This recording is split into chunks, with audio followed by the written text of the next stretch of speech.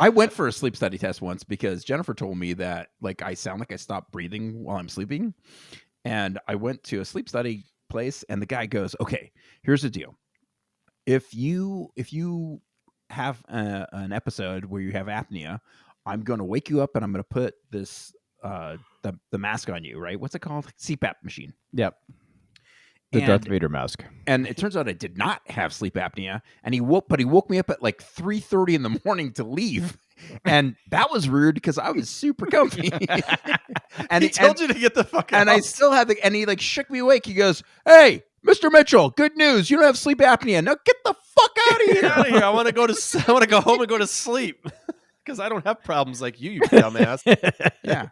So I wrote a strongly worded email to He's Jennifer like, saying, "Don't accuse me of having sleep apnea." I'm looking at your what do you call those? The form that they let you in with. What are those called? Entry form or Like a waiver? no. Like when you go to a hospital, there's like a form you fill out, but it's like John, just go. Move anyway, past that. they're like, I see on your chart? form. No, we got to get this right. I see on your form that we do. Yeah, hold on, I'm gonna Google it.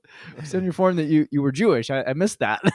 So, We could have saved a lot of time. You didn't need to take the sleep study.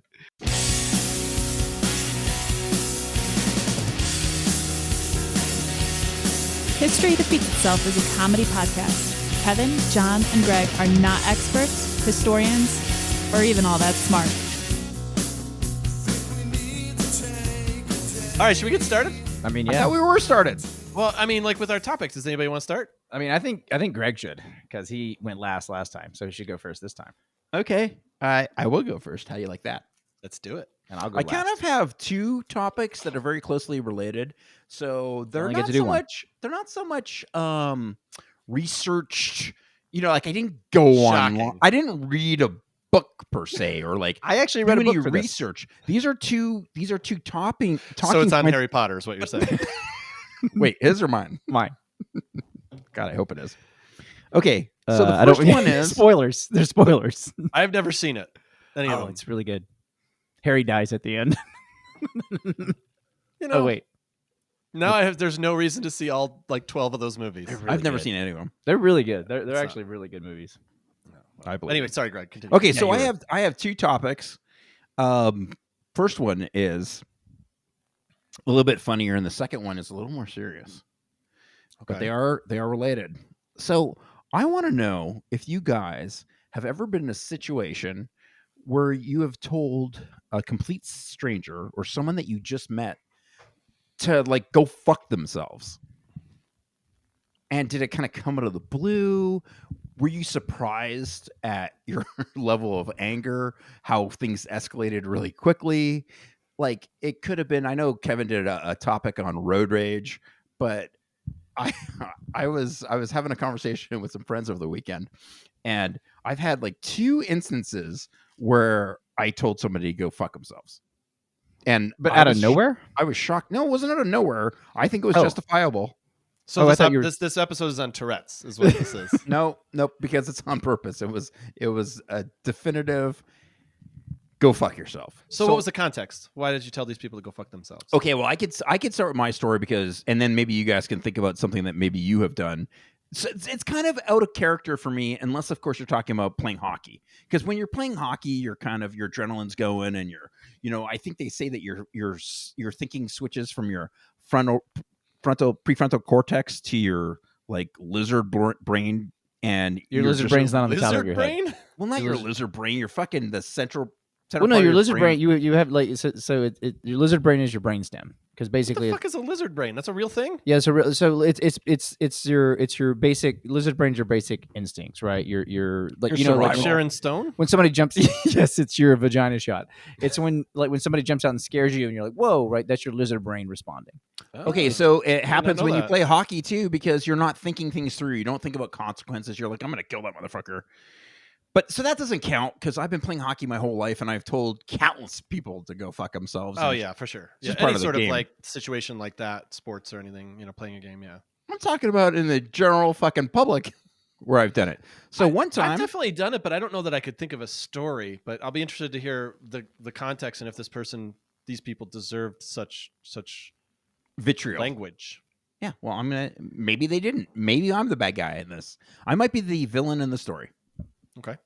Okay, I so appreciate that you're open to that. I am. I'm totally open to it. So I was walking my dogs off, and they were both off leash. Now You're the asshole. I'm the asshole. Obviously, I'm the asshole in this, but my 2 dogs are very, very good listeners. And as soon as I call them back, they come back. Did And you I was in a often tell them very- what's going on with your day? I was in a yeah, they were. I often do. You're like, And Tanner. they don't interrupt like you guys because they're good listeners. That's true. Yeah. We are not good listeners. They We're have podcasters. We're just good talkers. They've got really good dog shoulders to lean on. And they like to lick my ears and make me feel better. But so, okay, we're in a very remote area where we go hiking, and I've honestly like never even seen another person there before. So I like to let them off leash. That's part of their, it's good for dogs. They like that shit, right? And since they're good listeners, I call them, they come right back. So we're walking along, and there's a woman I see walking her dog on a leash, and I'm like, uh-oh, that's not good, because if you have dogs that are off leash and then there's a dog on the leash, the dog that's on a leash is going to get very defensive and be upset because it's not fair. They're jealous. Yeah, exactly. No, They're it's not fair. Yeah. Fair. My consign and this asshole's just running around fucking free. What the fuck, Janet? Look at Go fuck yourself, dog. Look at those tails wagging. So Bear runs right back up to me, and he's right by my side. But Tanner is very friendly. He's outgoing, and he wants to go make friends. So he goes over there, and I thought you said they were really good listeners. They were. I didn't call them back yet. I Oh. was seeing the situation, how it was working out. So Tanner starts to kind of prance around and gets closer to the dog. So I'm like, Tanner, get back here. And he makes a U-turn. He never got even closer than 20 feet to them. He came back. I leashed both my dogs. Meanwhile, the woman comes over to me, and she starts to be like, oh my God, I can't believe, don't you know anything? You should not be walking these dogs off leash. This is terrible. Anything could have happened. My dog could have dragged me a mile and blah, blah, blah, blah, blah, blah, blah. And I'm like, look, you're right. I'm really sorry. I should not have had them off leash. Usually nobody is out here. But the good news is, they came back and nothing happened. They're on the leash now, right? And then she's still going off. I can't believe your dogs don't listen to you, or blah, blah, blah. I'm like, hey, they actually listen to me, because as soon as I call them back, Came right back, and I leashed them. I mean, did my dog fuck your dog when I wasn't looking? Because I don't remember that happening. And Well, Tanner is a good listener. Tanner's a good listener, right? He's like, go ahead, baby. Tell me more. Oh, I see. Oh, that's so bad. Yeah. So Let me hear. poor Tanner's getting a bad rap, right? So she's still going off. And I said, hey, I've already apologized twice. If you keep this up, I'm going to tell you to go fuck yourself. That's what you said? That's what I said to her. And she's like, I can't believe that you would talk to me. I'm like, go fuck yourself. Did she have a short, spiky haircut? No, she did not. Again, it's on. I was the asshole. Sure. Yeah, I yeah. had, but I mean, like, stop yelling at me. She was like, on and on and on. Do you want to just follow me fucking home and like tell me all, like, enough already? Nothing even happened. Nothing happened. Her dog, I don't even think, barked. So she deserved it, in my opinion. John, I'll let you. Yeah. Yeah. I mean, because here's the thing. Like, it should have been immediately diffused when you apologized. Like, if she wanted to say her piece, that's okay. Yes, I agree with that. She sounded like she was a bit bitchy about it. She didn't have to go that direction. Like, hey, man, just my dog does not like that. If you could keep your dogs on a leash, sure, no problem. What kind of dog does she have? I feel like this is key to the story, and really, I guess my opinion of it. Can I guess? yes, Small and yippy. no, Oh, damn it. not small in the Large and vivacious? and It in was a charge. bull mastiff. Voluptuous, I think, is the word you're looking for. Voluptuous. That dog cut quite a figure. No, it looked like it was like a lab mix, just like Tanner. So they were both excited to see You're a each lab. other. I'm a lab. You're a lab. Listen. Oh my God, you're a lab. You're a lab. Hey, you got a You penis? mix? You mix? Yeah. You mix? You mix? You have balls, a penis, vagina, what? Let's smell it. Smell your butt. Let me smell your butt, because I don't see any balls. Looks like those were taken away from you. Apologies, but It happens. it happens. I had It's the very same common. situation happen. Very and, common. We can all blame Bob Barker. he is kind of a dick. Well, he's dead. Sorry, Bob. Yeah. R.I.P. Bob. R.I.P. Bob. Yeah, no, I mean, you know, you tried, and that person she just wanted to be angry. Yeah, and I told her I was going to tell her to fuck off. You did warn her. You did warn her. and then I did. I respect that. I mean, I feel like if you say I'm going to tell you to fuck off, you've already said fuck off. Yeah, you just found a loophole. Is all you did. She You kept going. You just put some words in front of the fuck off, Yeah, but you're we're right. still in the sentence. You're right, but I got to So- say it twice Yeah. because she kept going. I'm like, okay, that's enough. Fuck off. That's the thing. I've definitely run into. I can't think of anything off the top of my head, but I've definitely run into situations where people were like, you're like, yeah, sorry about that, and they just keep going. You're like, yeah, okay, I get it. I'm sorry. I apologize, and then they just keep going. It's like at that point, you're like, what else can I do except now we're in a fight? You Right. know, now we're in an argument. Yeah, and the other thing is, if you're anything like me, you're not coachable. Like your words are not. You're not going to teach me anything. I refuse to fucking learn anything from you. So that's a flaw on my end. Well, and It I is. guess so. As somebody who has a pit, right? So we don't let her off the leash because Like a pit where you keep people. yeah, yeah. It's like some sort of monster. I'm in sorry, there. I thought that was implied. I don't know why I apologize. have to explain this to you. I have a people pit. No, Have you seen Silence of the Lambs? well, it's not really that. It's just it's a lot of people down there. It's people who have wronged me in some way. No, it's a pit bull, and so that dog can kill another dog pretty quick, right? Sure. And so for me, like we never let her off the leash, and so it's very frustrating to be like on her side of it, and she had a lab, but like when someone's coming at you, and like because one day Courtney got knocked down because this dog came up and she was trying to hold Cookie back, and like Cookie pulled her over, and so it's like people not putting their dogs on leashes. So I guess I say this, right? Like who the fuck knows what's going on in her life or what's happened, what incidents she's had. So you are the asshole. And You initially agreed with me, no, and that's I would've- fine. I would have Well, totally he's told her. workshopping it live. I would have totally told her to fuck off. But also later I'd be like, she's probably right. I thought the Well, same. that's Greg Just so saying you that, know, yeah. I landed on that too. Like Yeah. I am not against me being in the wrong. Right, And but I it's like- also apologized. Right. It's just the going on and Yeah. on The and going on. on It's and like on, yeah. I don't need to fucking listen to you anymore. So This is- I The so moment's when I passed. lived, I used to live in Echo Park, and I lived in this apartment building for like you said when I was in that old brick building, Greg. I remember that one. Yeah. I think I was even there once. Oh yeah, I think so. Didn't I And sleep on your couch? You did. Back did. when you still let people sleep on your couches? Back when you didn't have a $10,000 couch. Yeah. Like I thought it was 25,000. It goes up every time we talk about it. It's 100. It's more than a Porsche. So, but the floors it was like old building, wooden floors, so you could hear like the people above you. You could just hear every step, and so the lady below me, like when I moved in, I told her, I was like, hey, I understand we're in an apartment building, it's an old building, so I said, just like if we ever get real loud, I always have people over. If it's too loud, just text me. And I'll be happy to take care of it. Well, she took advantage of that. And she texted me every fucking time I had anybody over for any reason. And so finally, and this My dogs would come over. yeah, I would have river dance parties. But finally one day, like it was like picturing What John kind, of, clogging. what kind of chips do you serve at a river dance party? you don't serve chips, you serve moss and scotch. I don't know. Dried moss. Nori. You serve nori. Is that Irish or Yeah. Scottish? Well, isn't Irish? Riverdance Scottish or Irish? Yeah, I I think- can't remember I which think- one it is. I think wet I think moss we're- has a hard time going down. We're losing too. the thread here. So anyway, so it's like it was like 8:30 or something, and I had a couple people over, and like anyway, she texted me and she's just like, are you having a party up there or something? It's so loud in here. And finally, I was just like, I just couldn't take it anymore, and I was like, I didn't say fuck off, but I was just like, please. Well, I didn't say please. I said never fucking contact me again because you have abused this courtesy. And then I had Oh. to see her in the hallway.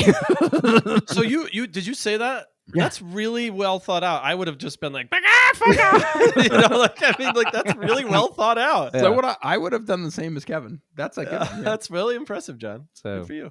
because Yeah. it was just too much. It was too fucking much. I get like the dog thing too because we had our little Beagle Banksy got attacked by a dog who was off leash one time and shouldn't have been off leash, and he's fine. It was just more, he was more rattled. He had a couple of, nicks on him and stuff. But so I understand. Again, Greg immediately was like, my bad. Like, you recognize that it was your fault. Nothing bad happened.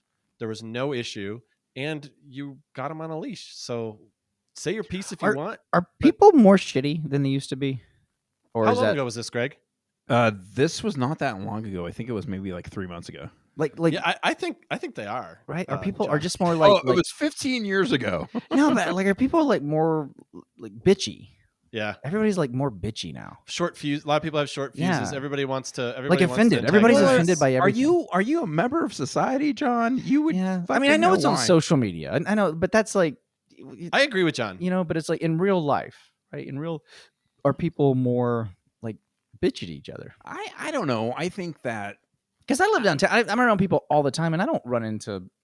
I mean, like you see some crazy homeless shit going on, but that doesn't count. Yeah, but I mean, I don't see like two people bump into each other and have a thing, right? It's just like, I think for the most part, people are pretty civil to each other. When you consider the sheer, especially the city that you live in, the number of people that are in such a small area, I think traffic That's moves true. pretty well for the most part. I think people get along. Everybody fucking knows.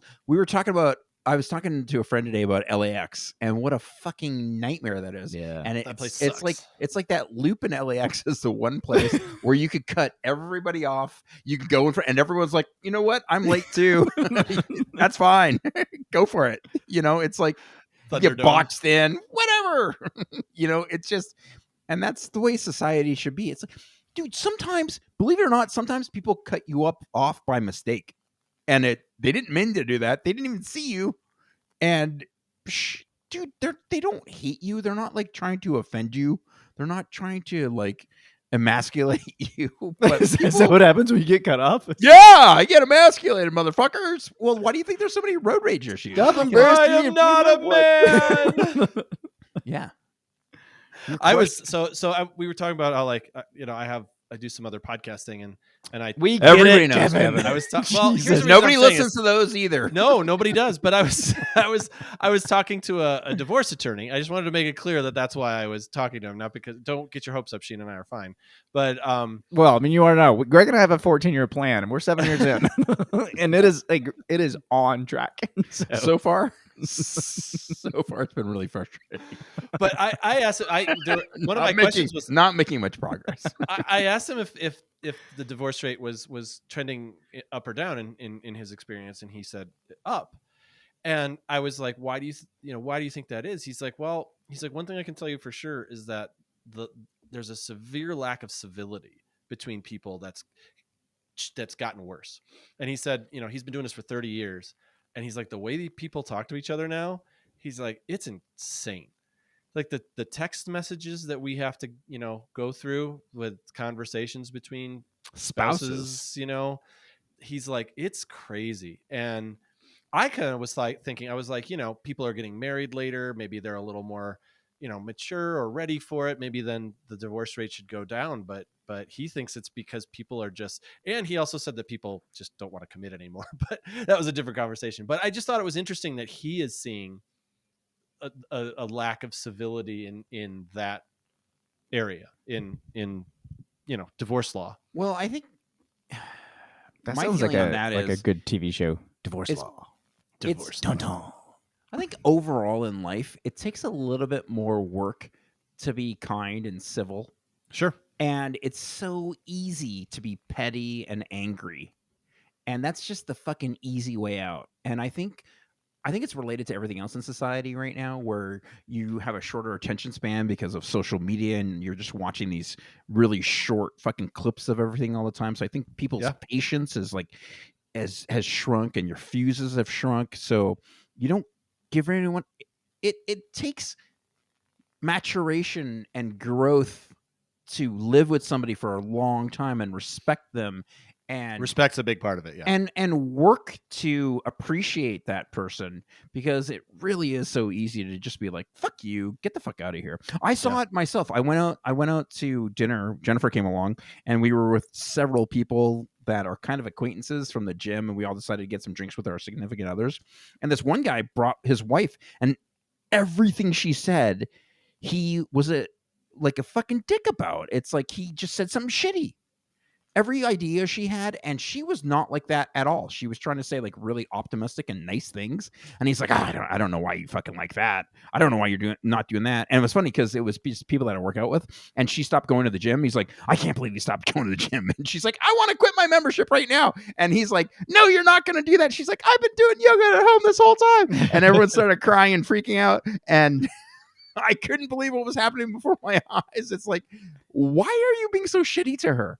She's oh my God. She was like so nice and just outgoing. And they're like, so squats. How anybody else doing squats these days? I'm like, hey, bartender.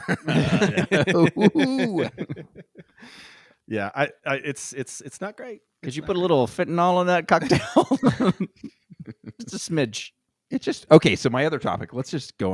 Oh, we're done. That's it. I could tell you. I meant my next story of when I told someone to fuck off. If you want. I mean, sure. Okay, here we go. Just make it shorter. The other one was too long. Okay, so I'm at a grocery store. That's already too long. We don't need. I kind of want to hear. We don't need the exposition. The grocery store.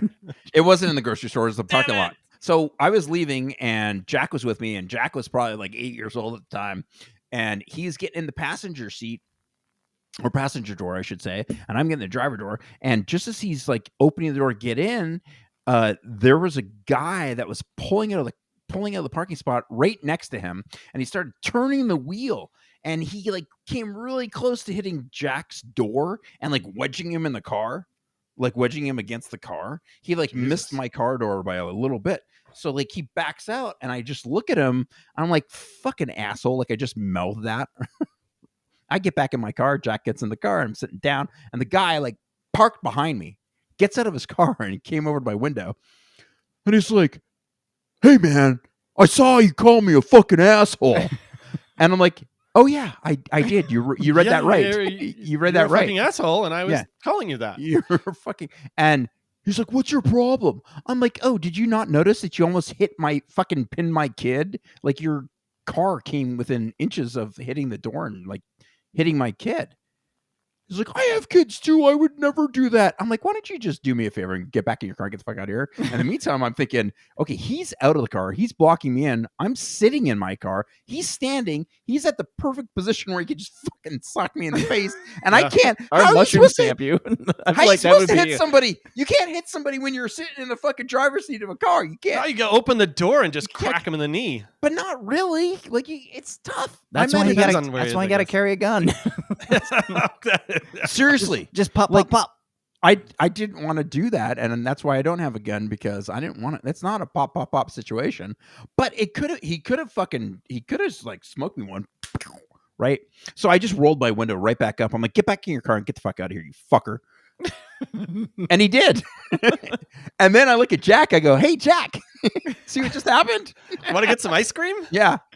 I'm like, Jack, were you scared at all by that? He's like, no, I didn't think anything was going to happen. I'm like, I'm fucking pissing my pants right now. It's definitely when someone's going out, when it's something with your kid. I was carrying Elwood. We had to leave a restaurant early because he was melting down, earlier this summer.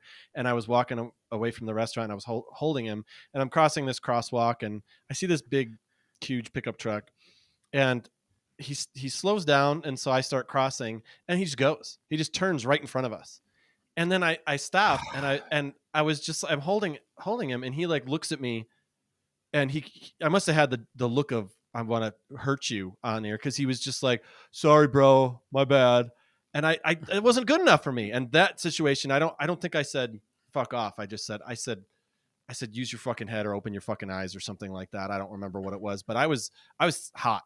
Because it was, he didn't even look. You're turning into a crosswalk in a crowded pedestrian area, and you don't even look. Like that sucks. Come on, man. Get your shit together. So I live downtown, right? And I go every day. I'll take after I eat. I try to go for a walk.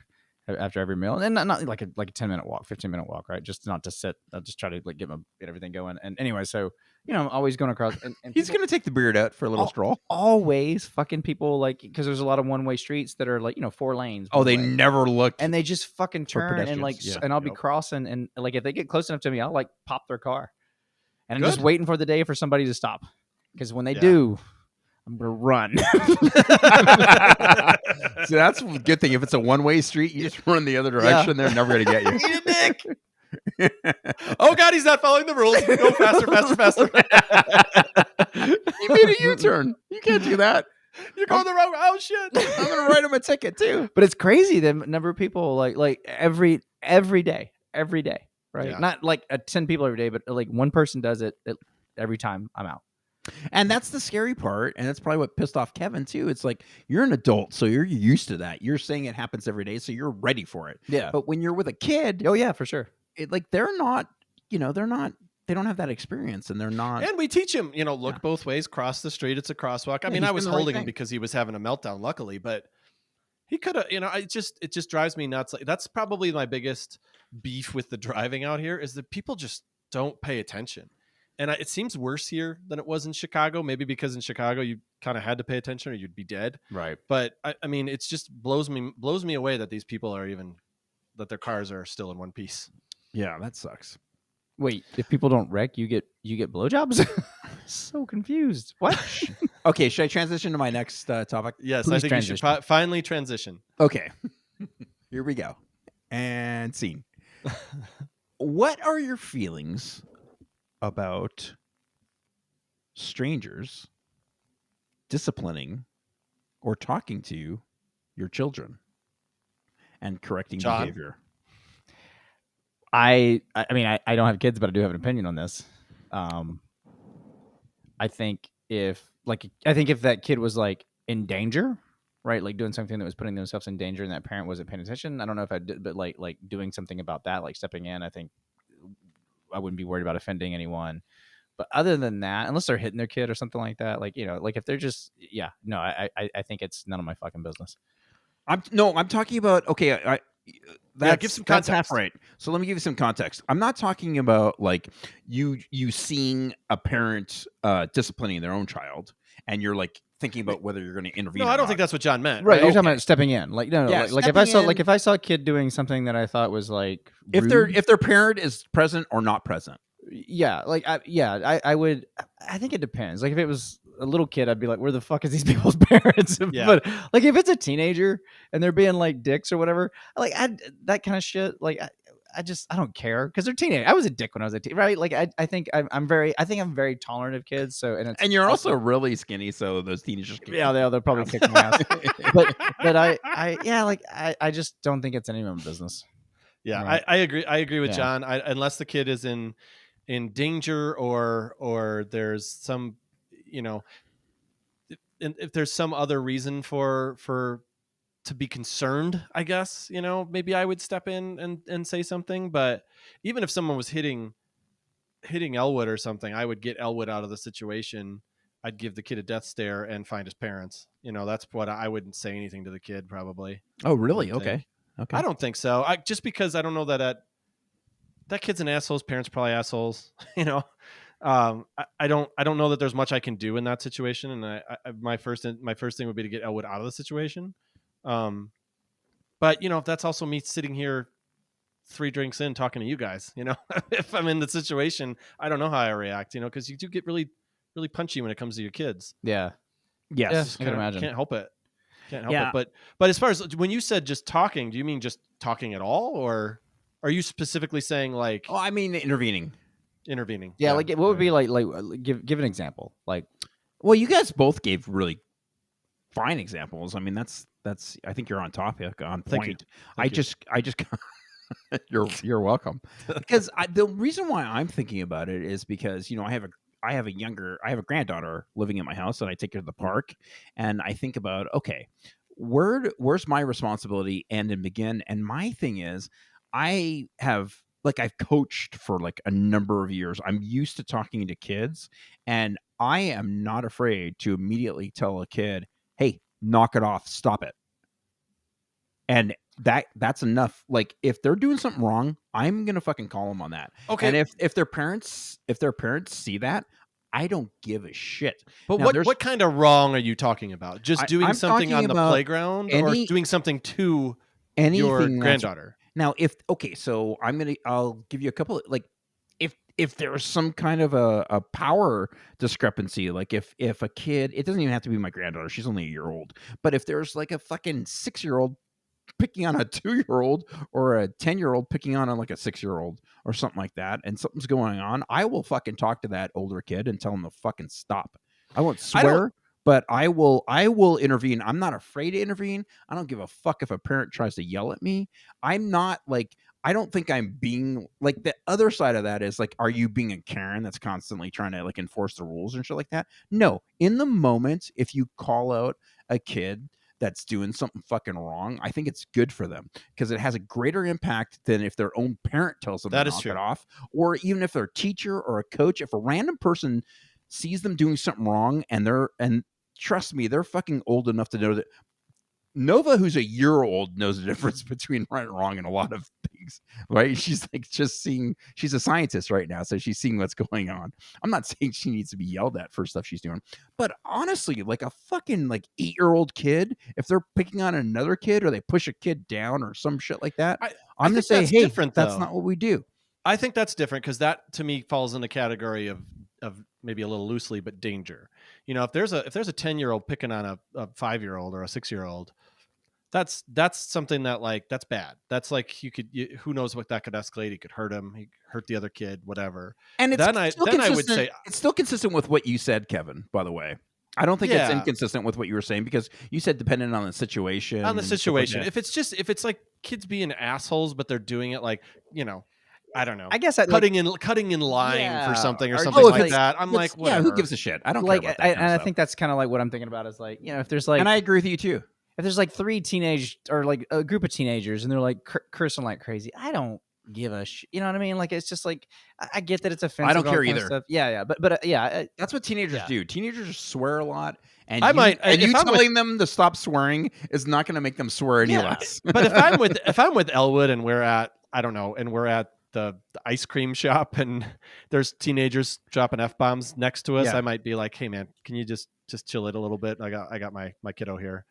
I would be very respectful about it, and hopefully they'd be cool, you know, ideally. Because you're right, I was a teenager too, and kids are stupid. You know, teenagers are stupid. They don't really understand their surroundings that well. Right. So when you're a teenager, like the only thing you're paying attention to is it's right in front of you, right there. Exactly. They don't even know that there's kids around them that can and your penis. Yeah. Yep. Which I suppose is right in front of you. Yeah. I mean, I still pay hopefully to it, so that never really changed. Yeah. But no, I think that in certain situations like that, yes. As far as intervening, you know, with other kids where they're doing something wrong, like where their parents are around too, that's frustrating when you see a kid being a dick, like on the playground or something, or at the trampoline park, and you're just like, I know that's your mom. Like your mom doesn't give a shit, and that's an apple not falling far from the tree situation. In me, if it's my situation and their parents around and the kid's doing something like right there, I might not be a dick about it, but I'll say, hey, keep your hands to yourself. Like, I'm not afraid to do that. I don't care. And if that parent wants to get pissed at me, they can go fuck themselves, because I think back to the other topic. I'm not like being a dick, and I'm not like circle. I'm not telling that kid to go fuck themselves and you're a piece of shit and why don't you go die. I'm saying keep your hands to yourself. That's a valuable fucking lesson. They need to hear. You say it like, keep your hands to yourself. Yes, I do. Don't hammer no lines and keep your hands to yourself. But you know what I'm saying? It's like I'm not fucking putting on my cowboy hat and looking for confrontations with kids. But if shit happens, dude, I am not afraid to tell a kid to fucking knock it off, dude. Yeah. And I think it has a good impact on them. Honestly, I'm not like scaring them.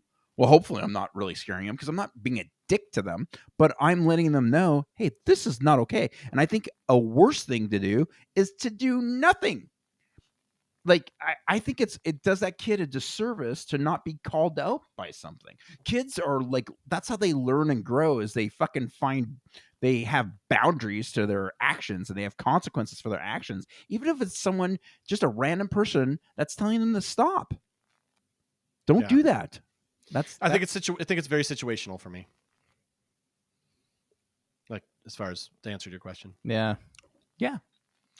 Well, yeah, that's exactly what we're talking about. Yeah, and I guess like, I mean, I don't know. Would I hit a kid if they were hurt? No. Let me finish that thought.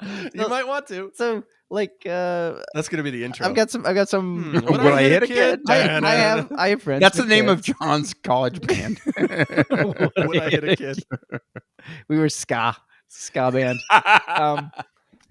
But like, I have friends I've had for a lot of years that I knew before they had kids, and now they have kids, and I love their kids, and as some of them.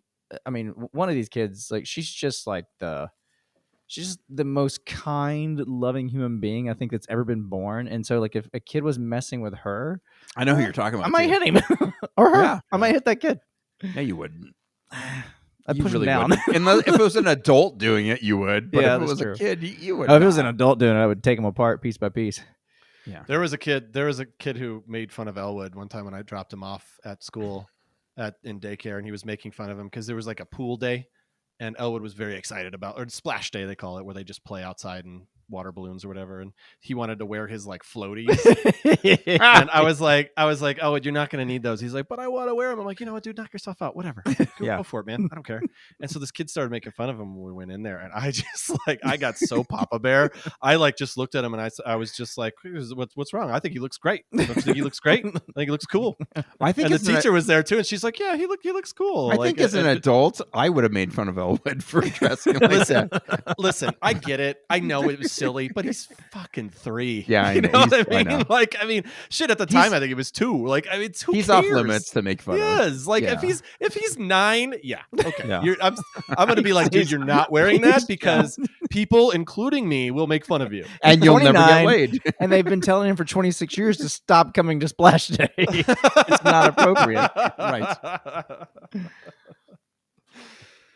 John, you want to go next? Sure. What made you think I was done? I'm just pouring another cocktail. Are you done, Greg? I'm done. Yeah. Okay. And history defeated itself somehow. Very good. We can segue. We could segue. History defeated itself. So, somehow. all right. I always like to start with a couple of questions. Ooh. 1. 7 Do either one of you make your bed in the morning if you're the last one to get out of bed? every time. 100% of the time, every time, immediately. 0% of the time, never. Okay. All right. Why? I'll No even one- make. Oh, I'll we're even gonna- make we're- my bed. I'll even make my bed if Jen's still in it. Yeah. Just your side or the whole thing? Whole fucking thing. I don't care. Rolls are right out. Good luck straightening out those fucking ankles. I do not. I do not see the point. Well, maybe by the end of this. Nobody ever sees my bedroom except me and my wife. So do you And make it like sometimes my before you son. go to bed, or you just like get into like a gob of? Oh, we get sometimes. Sometimes it depends on the situation, but no, most of the time we get the sheet and the comforter lined up. It'll and everything. literally change your productivity. It dictates the productivity of your entire fucking day if you make your Okay, bed. okay, Drill Sergeant Mitchell. It does. That's my name. And But it's it's scientifically proven. It actually Get does. out of here, you fucking weirdos. Making your bed each morning. Yeah, look, that's why you got This- a fucking big bong on your lap right this- now, and you can't put the fucking map of the world together. It's like separated by like 7 inches on each fucking panel. Why And didn't you you just got- buy one map? Why did you get that was no, but it's artistic. No, Okay, no, it's not. why don't you make your bed and see how that sign changes? Well, the bed behind you, Greg, in your very, very classy It is made. situation there, it's very made. Yeah, it is it's very very made. Yeah. But so making a bed, the behavior is correlated with better productivity, a greater sense of well-being, and a greater facility with following a budget. See, Why does that I make never- any sense? I never spent too much money at the fucking grocery store. That's not a joke. I- I've been with you at the grocery store. You spent too much money. You spent Sometimes too I much money buy. at Arby's. Sometimes I buy the really big thing. That's hard to do. I missed a joke. Can you repeat it? I missed a joke. I said you spent too much money on an Arby's. Arby's. Arby's. Did you know that Arby's? Yeah, that stands for roast beef. You guys go curly fries at Arby's, right? Oh hell yeah! yeah, you gotta Have to. Yeah. I can't believe people don't. Like, it's so weird to me. I How mean, the about horse diarrhea is sauce? happening no matter what, so you might as well Yeah, get you may as well get you may as well get some flavor on the Yeah. front end. Yeah, the curly fries come out exactly the same way they went in. Yep, just faster. Sometimes they don't. Sometimes they curl. Those turds curl too. Curly turds. So if you're lucky, So, I it mean, comes come out on. fast. I understand the idea. I understand. It's like the whole early to bed, early to rise makes a man healthy, wealthy, and wise. No, I understand all that. But like, I don't know. Does it? You can't tell me that if I So- make my bed in the morning, that I'm going to make better financial decisions in my here's life. the thing. So I've been doing. So I read this book. Yes, I read, you can. I read this asshole. book called The Power of Habit. Uh-huh. And basically, I habitually don't make my I have bed. never made my bed. I have never like I'd make it maybe once every month. Courtney makes her bed every day, and like Since when we I've get made my bed, 7 Nigerian princes have Emailed contacted me. me about no, like about, so for the last 24 days, I've been making my bed, Okay. and I like that you know how many That's days. well, because I bullshit. started like I'm doing this whole thing, like I'm It's not true. It is It's not true. The last you don't have 24 a days, I've been calendar making with my bed. days checked. No, you don't. I It's do. such a lie. No, You're I do. lying. Okay, go ahead. So Finish your bullshit story. it's not a bullshit story. And my days are being, I'm way more productive throughout the day. Like it's Okay. like so it's you know, I don't know. It's because you do. It's like you start your day by completing something. Okay. Why don't Right. you just jerk off? I mean, That's how I qualify. That's how I end my day. You can That's do how I both. get. That's how I get right back into bed. I don't know. I get that, but I mean, I'm a habitual kind of guy. I'm a routine kind of guy. I definitely like my routines and stuff, but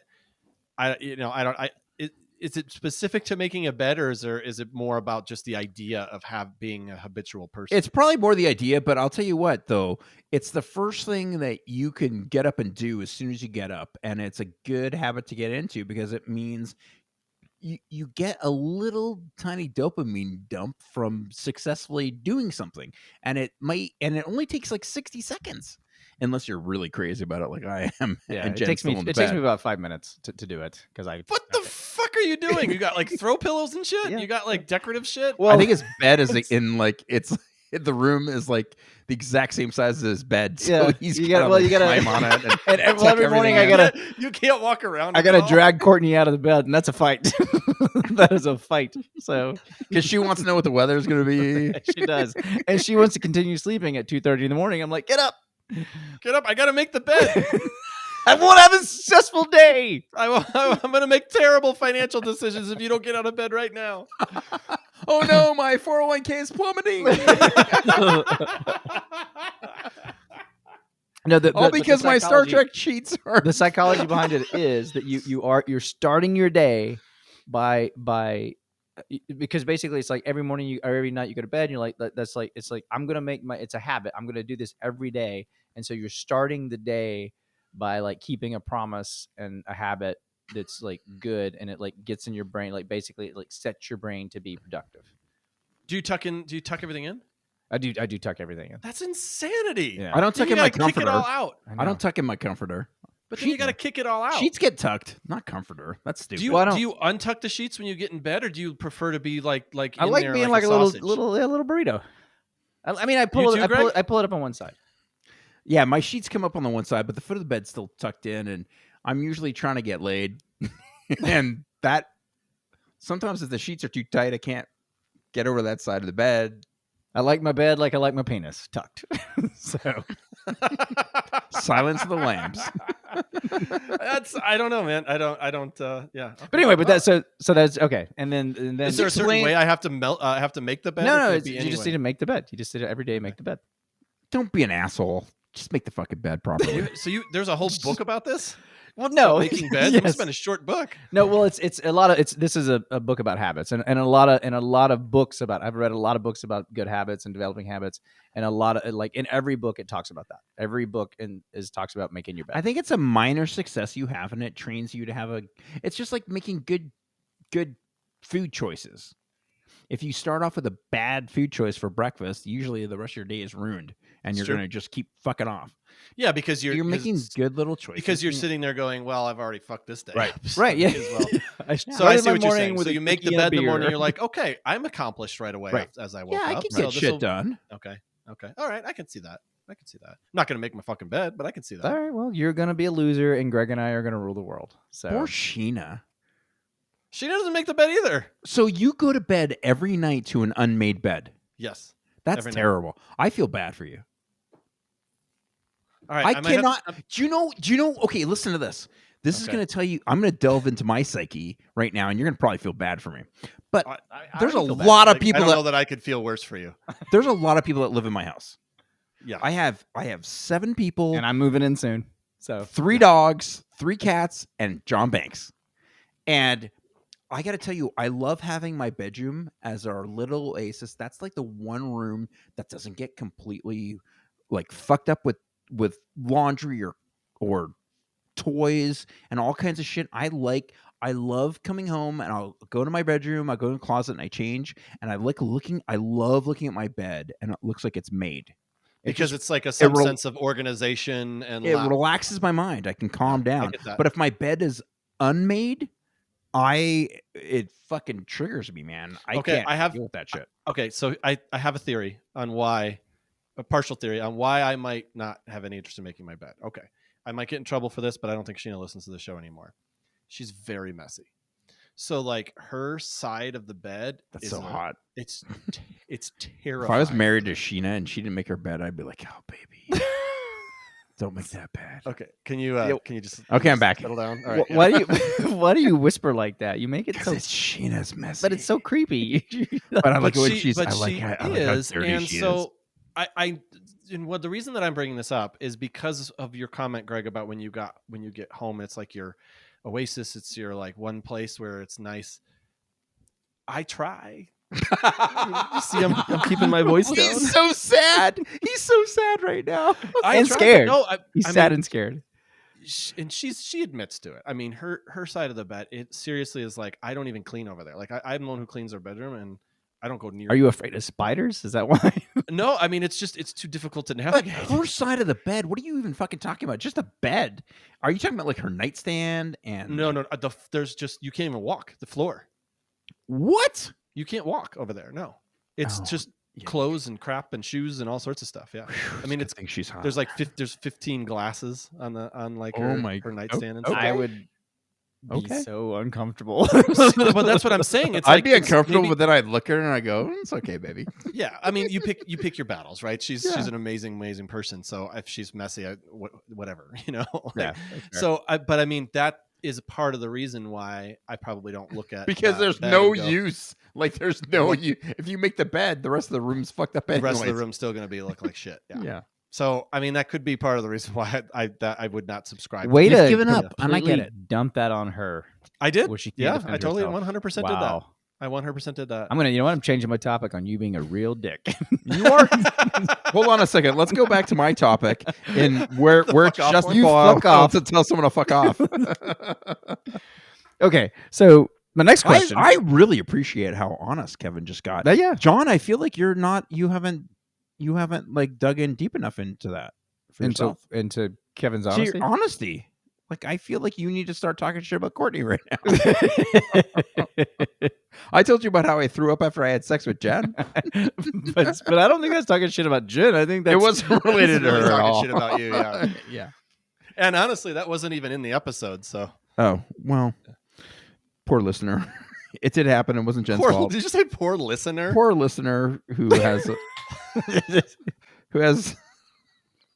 Should I give context? No. I got All drunk. right, I want question number 2. Okay, so question number 2 is, what's a habit? Well, actually, this is a 2-parter. So, what's a habit that you have now that you do, like a morning ritual, afternoon ritual, lunch ritual? Like, what is something you do every day, and why do you do it?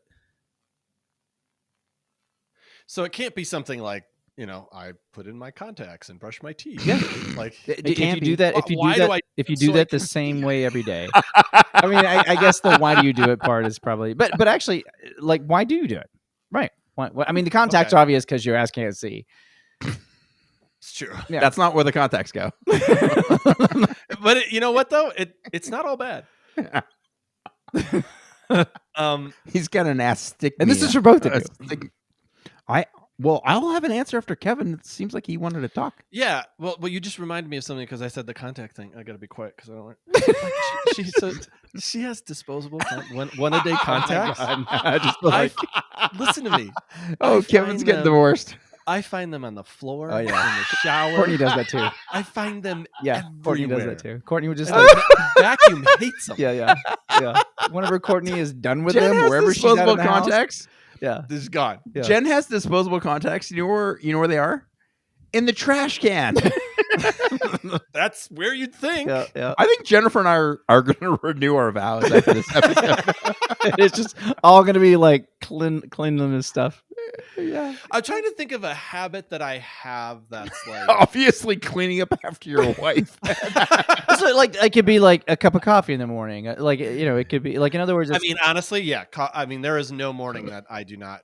I mean, honestly, the first thing I usually do is I go downstairs and I make coffee. Do a little bump. Do a little bump to get the day started right. Little nose beer. If Elwood's awake, I go and check on him, see how he's doing. If not, which he's usually not, the time I get up, that's the first thing I do is I make coffee. And the why I do that is because You I can't love live coffee. without caffeine.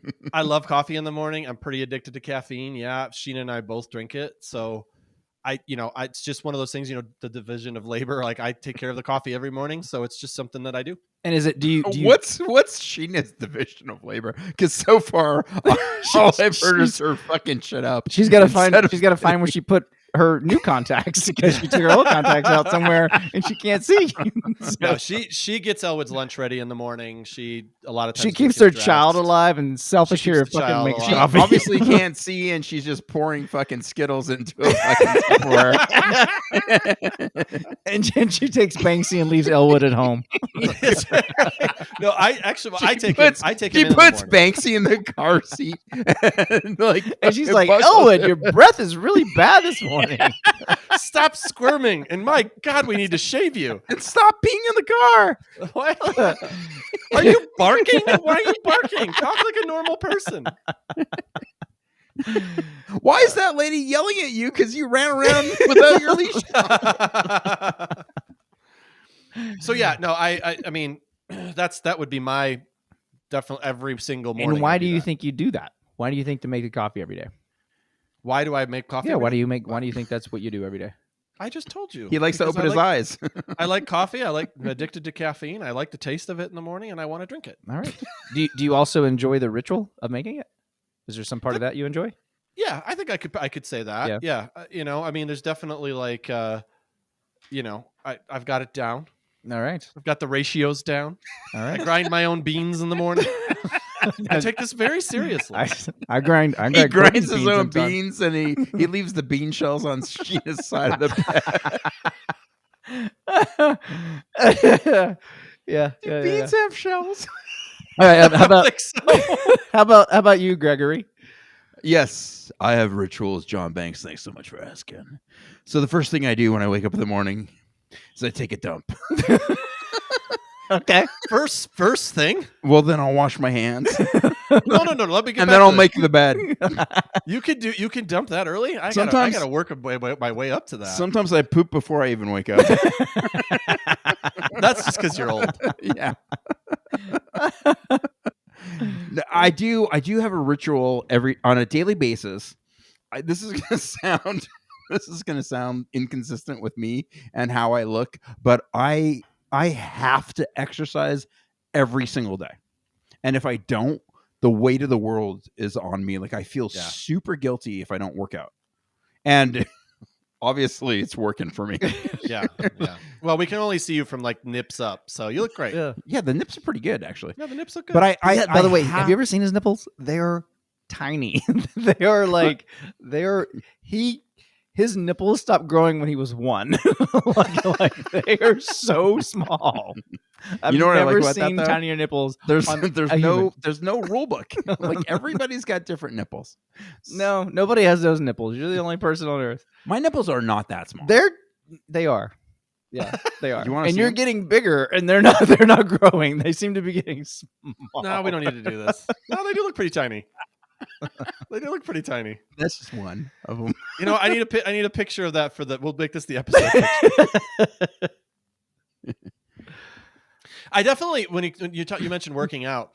I'm very habitual when it comes to working out. Like I take this. I have 2 runs I have my 2.5 mile run and my 3.5 mile run, and it depends on which day, how I'm feeling that day. It's the same route. It doesn't change. Before Elwood was born, I had to run every Saturday morning. It was my way to start my weekend off. It was just a way for me to get going. You know, I've talked about how big college football fan I am. I always love taking my morning run. I'd listen to my college football podcast, get ready for a day of football and like all that stuff. I find that I'm less habitual and routine based since I had a child. I think that makes sense. Yeah, because it's really hard to be in that. And I suppose as you get old, as the kid gets older, Greg, you can probably attest to this, that you sort of get those routines back, or you make new routines. Nah, you have the ability. They don't ever come back. No. It's just so different. It's so different now. I just don't know what my morning is going to look like, you know? Sometimes I wake up and he's passed out. Sometimes I wake up to him going, Daddy. It's because he's standing next to my bed. So, you know, I mean, it's unpredictable. Yeah, I remember when my kids were younger, it was a lot tougher to have a consistent schedule. But what about you, John? Do you have? Oh, I do. No, so wait, I didn't get to answer the questions I thought about you said my you took a workout shit. because he was I going to thought you ask. did. Oh, He was going to ask me like, why do I do it? No, I wasn't. I just Weren't you? cared why Kevin was doing what he was doing. I don't give a shit what That's you fair. do. He just wanted to know about the coffee. So yeah. So That's why do you do it? Why do I work out every day? Mhm. You know, I do it for that sense of self-worth. It just makes me feel good. It's selfish. I do it purely for selfish reasons. I It's love not so many selfish. things about going to the gym. Like I love interacting with my buddies there. So socially, I like- you like it's a I social like thing. seeing women that might be wearing yoga pants at the gym. So it's an old creepy guy thing. Yeah, might be, might be. But whoever invented Lululemons, I mean, I think they should be our next president. Boy, I love Lulu. Yeah, She's it's great. great. It's good stuff. Her I and just- Lemon, Lulu and Lemon, they both are amazing. Sometimes I dread going to the gym, but I'll tell you what, 100% of the time, after the workout is over, I feel just fantastic. So Did you ever have terrible workouts? Oh yeah. I've had subpar Hard. workouts, Yeah, but I've just never like- regretted working out. No, but have you ever like I've had sometimes where I'm just like I'm done with. I'm like that sucked. That's not good. I just don't feel good. I don't know. It's weird. I don't know if I can point a finger to any reason. It wasn't like I was hungover or I ate bad food or whatever. Or I didn't sleep well. It just sometimes it just doesn't take. Sometimes while I'm working out, I feel like that. I feel like, oh shit, I just don't have it in me today. My tank is not all the way full, and I'm not giving it everything I have. But I try to really push through those kinds of days, and then when I'm done, I mean, I usually got some kind of benefit out of it. Yeah. It's better than sitting on the couch eating fucking Fritos. Yeah, Oh, definitely. I love Fritos. Actually, it's though. worse than that. I love Fritos. They're yeah, so they're delicious. pretty fucking good. Chili cheese Fritos. Oh my god. John, what do Fuck you outta do here. every day besides Yeah. What's stroke your your beard? habitual shit? So it used to be coffee. So I used to get up every day, and then I would. Did you quit coffee? I didn't quit. I did quit. I quit coffee. Did you queef? Quit my coffee. I quit coffee, but I quit sugar, and I quit dairy, and so. So what made everything my that's coffee- delicious, What made you my got rid coffee of. great was sugar and dairy, right? Sugar and milk. And so since I'm not doing that anymore, I was just like, all right, well, I don't fucking want to drink black coffee. So I gave up. I switched to oat milk Racist. in my coffee, by the way, and I'll never look back. What'd you switch to? No What'd you say? sugar. I switched to oat milk. Right, but I would want to put sugar in there. I would still want sugar. Like Here's the thing, though. Here's what I'll say about that. Once you get used to it, you won't miss it anymore. That's so I quit 24 days ago. Like I started changing all these things. And 24 his days. 24 days. Well, I started dude. because Yeah, that's when I really. fucking started, Greg. Okay, I mean I don't I know what wrote to it tell down. you. Every Let him minute. make his bed without I caffeine. mean, yeah. So, but do you put sugar in your bed? I do. I put sugar on my balls. I sugar my balls every day. That's my routine. That's why people call you sugar balls. I never understood that. I always thought it was weird. You listen to Def Leppard when you do it? And so what I replaced that with, so Semen. I get up. You put semen in your coffee. I do. I put weird. semen in my coffee and then I pour it down the sink. Because nobody wants semen in their coffee. I ruined that. That's what I like to do. I like to ruin cups of coffee every morning. So I get up. I put my So does Starbucks, by the way. Yes, I agree with that. I put my workout clothes on. I make my bed, and then I go to the gym. And that's what I do. And Every day. Every What do you day. want, a fucking medal? No, I don't want a medal. You asked me. And it makes me feel. It gives me a great sense of confidence starting my day. and I feel really good. It just makes me feel really good to exercise because like I had that hernia for so long, and I just got out of the habit of exercising, and it's so hard to get back into, right? And God, you guys are so fucking lame. Exercise. Sorry, we don't do heroin like you every day. Hey, listen. You start your day how you want to. I'll start my day how I want to. Okay. Well, we'll see who wakes up having given less blowjobs. You don't know what kind of workouts I do. Oh, I never said what I did for my exercise. that's why John has TMJ. And no gag reflex. So, but yeah, no, No, I can take that. Back it in. but there's no like there's no social part because like I go down in the morning and usually, like I said, I'm getting there between like 4 and 4:30, and it's like the Wait, gym. in the morning? Yeah, That's when you yeah. You exercise at 4:30 in the morning? Yeah. And so when I get there, there's nobody there, right? Yeah. And people, Yeah, no, but, no people, shit. but there are That's people who too start early. rolling in like 5:15. But I don't ever talk to anybody, so it's not a social thing for me at all. It's definitely like it's like a feeling of accomplishment, and it's definitely like a chemical. No Lululemons. No Lululemon. Well, actually, no. People start rolling in because here's the thing. It's like it's like my apartment building gym, right? And it's a good gym. It's got everything you need, but it's small, and so Yeah. Isn't it open at like 6 too? no, it's open 24/7. Yeah, then why don't you fucking go in at a time that's not stupid? Where would that be? I can't. Not 4:30. I can't work out I can't work out in the afternoon. But the No time, one said to work out in the afternoon. How about 7? well, because I do. It's my workout's an hour and a half, and if I start Okay. work too late. Okay, John. I want you to text me your routine. we're gonna find out what's dragging you down. Okay, We're gonna yeah. workshop. It's We're not gonna okay. find a better routine for you. So Hour and a half, that's a long workout. yeah, That is a long workout. I feel like you're not pushing yourself hard enough. oh, I'm pushing myself. You can get a strong 30 minutes and you don't need anything more. Well, but it depends on what your goal is, and my goal is What is your goal, John? So I'm doing maximum weight, low reps because I'm trying to get bigger, and then So that should take less time. no, because true. it's the rest times. You have to take you do like 2-minute rest. You rest for 30 minutes between Yeah, I do a squat and a He takes a lunge. nap. Yeah, and then I rest. I take a nap No, it's too like at 4:30 in the morning. You rest for like 2 minutes in between. But I'll do multiple exercises. I'll do like That's 3 useless. exercises, and then I'll rest for 2 minutes, and I'll do 3 That's exercises. Is this machines or weights? Both. Okay, So- because the free weights will take a little bit longer than machines too. So he loads up the bar. Then Yeah. he runs upstairs, makes his bed, comes back down, goes, "Oh wait, that's way too much weight." So then I he can't do that. He takes some weight off. Then he Oh, then runs I'll back say- yeah. upstairs, and he's like, "Is my bed still made?" But that's just the morning. But then also like every day at lunch, like I do like 15 minutes of like Duolingo. Like that's a habit that I But do. you also fucking walk across the street and hope cars don't hit you. Yeah, at lunch. I know. How long are you taking for lunch? It's an hour. I usually take an hour. It takes me fucking. Oh, be careful. Greg's gonna. It takes me Greg's gonna can 15 your ass. minutes to eat. How many? It takes 15 minutes to eat. How many chews are you getting per bite? I have no idea, but I poop a lot.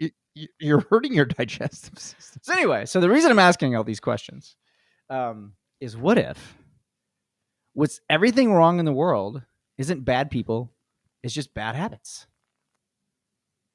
Dun dun dun. Nope. Well, okay. I don't know. I'm pretty sure when we get to my topic, you'll think it's just bad people. So, So- you think racists and murderers and rapists are just like, oh, you know what? It's just because I didn't make my bed. They just didn't make their bed, dude. Come on, They just need a John. routine. Okay, it's a dumb How about- question. I'm just trying to How tie it about into people the. just taking responsibility for their actions? I'm just trying to tie it into the theme of history defeats itself. Okay, because Oh, that's fair. Kevin gets mad when we don't do that. No, the new way. We don't have to worry Oh, about it. okay, as well then much. great. Then forget that question. But so basically, habits. There's 3 things that happen with a habit. You get a cue, a craving, and then you get a reward. Right. So for example, like with Kevin's coffee. So the cue would be because it's his habit. He wakes up, and so the cue is actually waking up. Right. That would be the cue. And then the craving would be as soon as he wakes up. He's probably, I don't know, but you're probably saying something like, oh, I'm tired, man, I need my coffee. Because that's what people, it's like, oh, God, it's Sure. like, I'm nothing without my coffee. So the craving is a desire to. After I cry myself awake. Cry myself awake. Yeah. Right. And so the craving is like a desire to it actually could be a social thing. It could be the desire for the caffeine. And then the reward is going to be whatever the craving is, the reward is going to be that's met, right? So if it's coffee around the water cooler, then the reward is you get to socialize. If it's the caffeine, then it's, The reward is you don't get a headache because as soon as you stop drinking caffeine after you're addicted to it, it fucks up your body. Yeah, it did. When I stopped, I Does, had a headache for 2 days from the caffeine, and about the time that fucker was going away, I had a 3-day headache from the fucking sugar. The sugar was way worse than the caffeine. I can believe that. But caffeine is I've quit coffee before and it's rough. I enjoy coffee too. Like I enjoy the taste. I enjoy the like you mentioned. I used to until I got palpitations. Right. Yeah, I've been you off never it for stop. like 16 years now. But you No had stopped caffeine. before palpitations, hadn't you? Nope. Well, I mean, I stopped before AFib, oh, but I okay. stopped because of palpitations. Oh, I get palpitations sometimes. Of course you do, because you're addicted to coffee. But it's not like I drink a pot a day. I just drink 2 or 3 cups. Okay. Okay. You think it's good for you, pal? Do you? Oh, I'm sorry. Is this You tiger? episode turning into an intervention for me and my issues? No, I it's would say if you're going to do that, I wouldn't lead with coffee. Hey, you do what makes you happy. I don't think that coffee's a bad habit at all. I don't. Every once in a while, I'll make an afternoon coffee if I could use a little pick me up. But I mean, it's pretty rare. I do mean, I'm miss the usually- taste and I miss the socialization of coffee. And I like there's an art to making a really good cup of coffee. Sure. That all that stuff is fantastic. Dude, life sucks. You might as well enjoy these little moments that we get instead of having John tell you to fucking stop it. I didn't tell him to stop it. 100% you did. That's not where I'm going with this. Don't drink coffee. Make your fucking your bed. bed. You're my goddamn Yeah. mother. Brush your teeth with your left hand sometimes too. It trains your brain to be multifaceted. That is true. That is a true statement. Oh, good Lord. I would just be brushing my face. I'm so bad with my left hand. Yeah. I know. You end up with a mustache. I remember, like Aw. when I was 14, I started masturbating with my left hand because I just wanted to. And let me tell you, it took a while, but it paid off because now it's like it's You either. know the hand. weird part is when I turned 14, I started masturbating with John's left hand too. It was very expensive because he had to get on a jet and fucking fly across the country. and the creepy And John part, was quite a bit younger than you. So. yeah. When I was 14, John was 9. So I think we got some problems. There's problems. There's a lot of problems with this, Greg. A lot of problems. I mean, with John Q. Law, we got So problems. researchers at the Massachusetts Institute of Technology discovered a simple. Just say MIT because you cannot say You Massachusetts. can't. Why did he You not can- say Why? MIT? Why? The man Don't can't you rehearse pronounce the this? state. You can't do it. Massachusetts.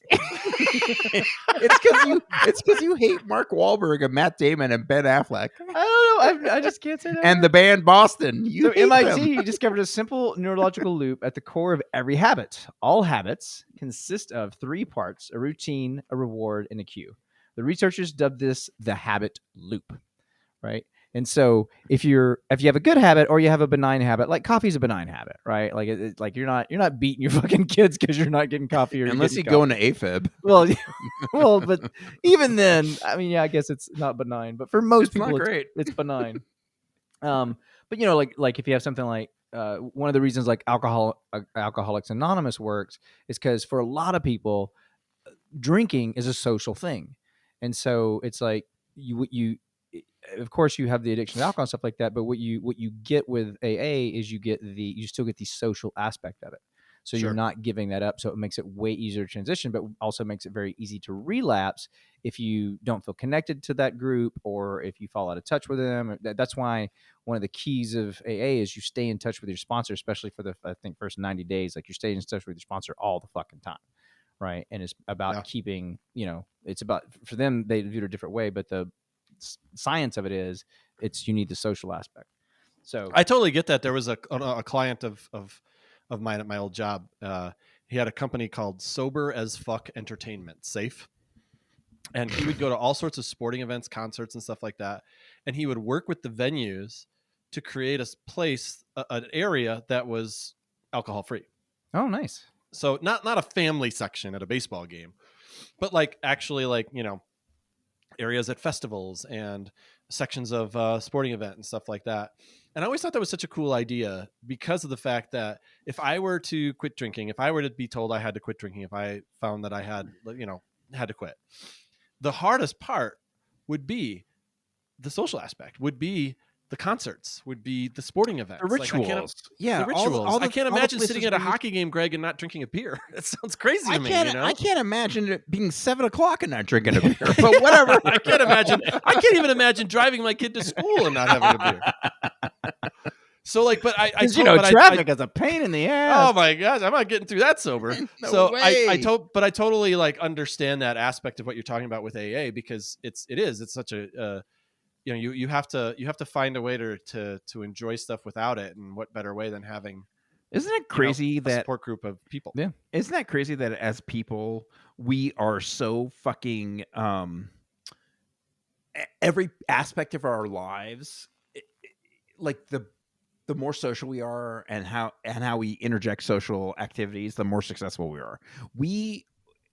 Our highs and lows are so dependent upon being social.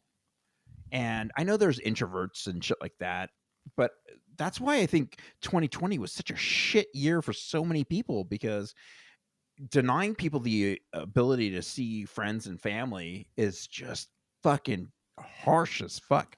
Yeah, absolutely. It's nuts. Well, which is why a lot of times viruses do so well, right? It's like, seriously, because human beings are very, very social. COVID had a great run. Yeah, I mean, it did, and even because we didn't shut it all down. We didn't all shelter in place. We still went to work. We still we were still doing things, and you still go to the grocery store, and so it was still working. Hey, John, is your topic almost over? Yeah. I mean, I'm going to cut out. The only reason I'm asking is because I got to take a break. You know what I mean? Okay, let's take a break. Kevin, are you okay with that? Yeah, I'm fine with it. Can But we I don't edit feel like this out? editing this out. So Well, I mean, I'm just John and I will continue talking. I'll keep going. And you jump back in. I gotta pee. All right. So of people who have Why bad, is Greg so orange? because he's been using spray tan. Is he doing like the Donald doing the Trump DT. complexion? Yeah, he's in the DT. All right. Weird. Okay. All right. So of all the people of people in organizations that are successful at changing bad habits, or like and a bad habit could be considered like some sort of like work culture that doesn't work, is that they had identified the routine around the habit, experienced with different rewards to satisfy the craving the behavior was trying to fulfill, and isolated the cue that triggered the behavior in the first place. Finally, those who successfully executed habit change have put a plan in place that would help them respond differently to the cue. Yeah. So what would be? So you're saying like, just sticking with my coffee example, if I wanted to change up my routine and not drink coffee anymore, I would just replace that routine with something similar, or is that what you're saying? So basically, if you wanted to quit coffee, right, and you're just like, I can't quit coffee, I'm addicted to coffee, which is a lot of people, right? So then so that's the first step is, it's kind of like the first step is kind of admitting you have a problem, right? It really This is an intervention. So the first step is like recognizing the cue, right? Or or the craving. So it's like so then you have this craving, and then you go look for the reward, right? And so you have a craving for coffee. The reward is you make the coffee, and then again, most likely with coffee, it is a chemical thing, right? I mean, sure. But it could be something else, right? Because it's definitely habitual, right? But the habit forms because basically you start doing something by choice, and then over time it just becomes a habit, right? Mm-hmm. And then to break a habit, so then basically what you do is, so if you want to stop making coffee, then it's the second step would be the first step would be like, all right, like I'm addicted to coffee. So then, right, then the second step is figuring out why you're addicted to coffee. So then you start experimenting with the rewards.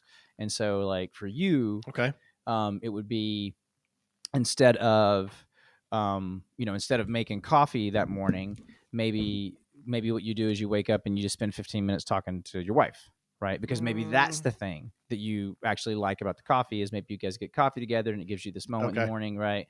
And then the next thing you would do is, instead of having coffee, maybe you just get you just chug a glass of water, right? And see if it's about like a thirst satiation, right? Like you want to satisfy thirst.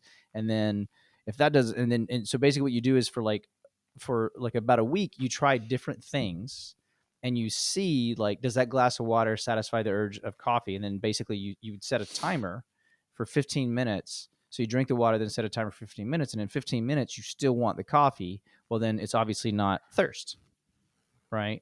Well, yeah, you don't drink coffee because you're thirsty. No, but I'm just trying to like use it as an example. Yeah, right? yeah. So that would be so the second step is you experiment with the rewards, and then once you figure out what, so then you isolate the queue, right? And so basically there's, hold on, let me see if I can find this thing. So identify a queue. Okay. So basically you're trying to figure out what it is. So to identify categories of behavioral ahead of time to scrutinize them for patients. Let's see. Experiments have shown that almost all habitual cues fall into one of 5 categories. So you're doing the coffee thing because you're either doing it for location, time, emotional state, other people, or immediately preceding action. Right. And so then basically your step 3 is to figure out, once you've done your little experiment with rewards, then you figure out which of those things is actually the cue, which of those is actually the thing that's so in other words, you get up at 8:00 in the morning, and every day at 8:00 you make coffee, right? So maybe it's not about the coffee, but it's that's the thing that you do when you wake up, right? Yeah. Greg fell asleep. No, I'm totally awake, and I was listening to you, and the coffee would have helped. And then finally, the last thing you do is, so once you figure out what that is, then you have to, because it's habitual. So the first thing you do when you wake up in the morning is you want coffee. So then once you figure out which one of those rewards will satisfy that craving, if it was drinking the water, then what you would do is you would, every day you get up, you drink water, and then you set a timer for 15 minutes. And the reason you set up a timer is basically because the way your brain works, it's just you're anchoring that habit, right? And you may still slip. There may be a day you do get up and make coffee, but eventually over time, what will happen is you'll start waking up and you won't even crave the coffee. What you'll crave is a glass of water. Okay. So it's you replace sense. You replace the thing that you're addicted to. That's the story of how John stopped masturbating. Nope. I still do that way too much. So do you? I don't remember if you did or not, but do you want to shout the book out just since you're so it's the book is The Power of Habit by this guy Charles Duhigg.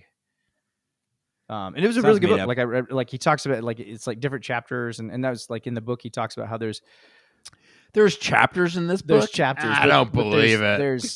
There's all how many pictures are in it? There's millions of different ways that you can change a habit, right? And that's where he's in other words, when I quit smoking, right? I use carrots. Yeah. I had carrots on me. I had toothpicks, right? So and toothpicks wouldn't work for me but carrots did, right? So in other words, it's his point is that people, it's you have to figure out. Use ranch too. Dude. My smoking habits gone down, but my ranch consumption has gone away. I dehydrated the carrots and rolled them up into papers and smoked them. Yeah. And that makes more sense. It worked. I mean, I have a two pack a day carrot habit, but I don't smoke anymore. So anyway, so that's it. It's beautiful. All right. Well, I'm going to shorten mine a little bit because we've been talking for a while, and I've been very much enjoying our conversation. Mine's a little different, but my topic is about the budding bromance between Elon Musk and Donald Trump. Oh, are you kidding me? I don't know who those people are. Let's just punt this topic. Well, the focus of this, and this is why I wanted to talk about this, because one of the things that scares me about this bromance is the fact that someone like Elon Musk, I'm not a Musk fan. I'm just not. And you know that I'm not a Trump fan. But when somebody with that much power and that much people love Elon. Do you know any of the crazy Musk people? Yep. Like people who just are obsessed with him? Yep. I do. I don't. But I do too. And it's weird because these people aren't the people I'm talking about are not, right-wing people. They're not even, well, one of them might be, but one of them's not even a Trumper or anything like that. But they just love this guy and they think he's just like the bee's knees. And what scares me is that when somebody like this has an ear president of policymakers, of lawmakers, I think that's very dangerous. I mean, he even but you don't even make your bed, so what the fuck? Yeah, I know. You can't take me seriously. But Musk hinted that he would be willing to offer advice and guidance on tech and innovation policy. And Trump said, "You have a brilliant mind," and he suggested that he would welcome such input. So you're telling me that a guy who is clearly out for his own profits is going to have a say in policy. That's terrifying to me. But isn't it already? That's how it already is. I think, though, that yes, you're right. You're right. It is. But I think that maybe it's just how brazen it is. Right. makes It's, it it's worse. definitely right. It's out on the front porch for everybody to see. But that's how it exactly. is. Like that, because basically it's like if politicians engage with their large donors because Sure. they need money for campaigns, Sure. and so they engage with their large. So any large donor is going to have the end of that, of the ear of that policy maker. But the reason that I did this topic and the reason that I'm so nervous about it is that you guys know that I've not an AI aficionado, but I follow AI pretty closely. I used to do a podcast on it. I don't know if you guys knew I do other podcasts. But, What? I've been told. But I mean, like the fact that one of my biggest things is he said he's strongly opposed to overregulation and says innovation thrives in an environment of freedom, not under the heavy hand of government oversight. So this is a guy who, first of all, is he's way behind in AI development. He's way behind all the other big players, and he's trying to catch up. Fine. He also signed an open letter, a couple years ago, saying that that AI progress needed to be stopped because I don't know if you guys remember when that letter came out. That, yeah. And he was a name on it, and it's like, okay, so you wanted progress to be stopped. Now you're concerned about government regulations stopping your AI progress, and it's just, I don't know, it freaks me out because I really think that I think AI is great. I think it's going to do amazing things, but there are some serious ethical concerns with it. Obviously, I mean, people left Google because they didn't, and OpenAI and Apple and everybody else, because they didn't like where it was going. The godfather of AI, I'm blanking on his name right now, is concerned it's going to kill us all. Yeah. So I mean, to me, when you have a guy like Musk, who is very anti-government oversight, very much about his what he considers freedom speech on X, formerly known as Twitter, because I think you have to say the whole thing each time. X going to give it to you. To me, it's just it makes me more nervous, I think, than the typical donor. Maybe it's because my fear is because he's got power, and his endorsement of a monster just for his own financial gain worries me. Well, the weird thing about Musk is you can't fucking pin down his angle ever. It's Musk, I'm pretty sure. Yeah. I mean, I really think it's just, but it's Trump, same argument, right? Like sure, Trump's of course. angle is Trump. He's probably running for president, so he doesn't have to go to jail. Is my guess. But yeah. I just don't. Okay, fine, it's Musk, but why? He's already fucking rich as fuck, and he can do anything he wants to do anyway. Yeah. So what the fuck is going on? I don't understand what drives. It's got to be ego. So did you are you guys watching the Daily Show again at all? Do you ever like? I have not. Okay. No. So who's the guy who owns the Mavericks? I have. Oh, billionaire. I like him. Cuban. Yeah, Mark Cuban. So he was on there. He was on the Daily Show, and he was talking about Elon Musk, and I thought this was kind of interesting because that was one thing John started asking was about X and how that influences and how, what kind of influence he has. I'm sorry, say the full name. No, I'm not gonna. It's X, formerly known as Twitter.